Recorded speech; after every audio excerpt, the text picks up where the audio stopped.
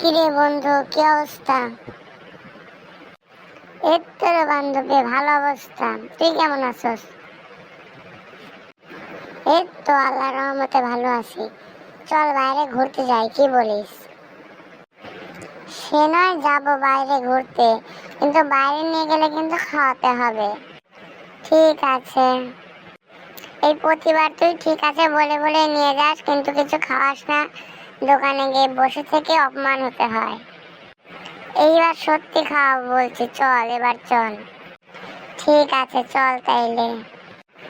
কিরে বন্ধু, দাঁড়িয়ে আছিস কেন? বসে পড়। হ্যাঁ হ্যাঁ, আমিও বসতেছি। কিরে, তুই তো বললি সবকিছু অর্ডার করবি, কই কিছু তো অর্ডার করতেছিস না? আরে রাগ করিস কেন, করছি করছি, দাঁড়া। দাদা, 2 কাপ চা দেন তো।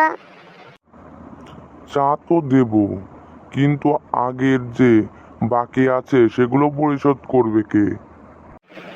ও ও ও, আগের বাকি ওটা আমার বন্ধু দিয়ে দেবে, সমস্যা নেই।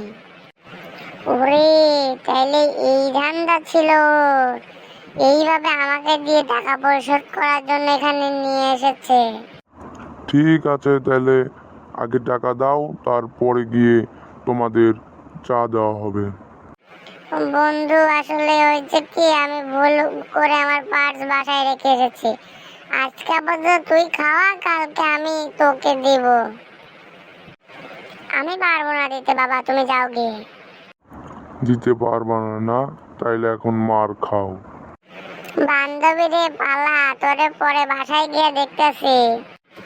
ঠিক বলছিস বন্ধু, পালা পালা, তাড়াতাড়ি পালা। বন্ধু, জীবনে মরে গেলেও তোর সাথে কোনো জায়গায় যাব না ভাই। আরে ভাই, আমার কথাটা শোন। আর কোনো কথা না, যা এখান থেকে সর, নাহলে কিন্তু আমার হাতে মার খাবি। বন্ধুরা, তোমরা কখনো তোমাদের বন্ধু অথবা বান্ধবীর সাথে বাইরে যাবা না।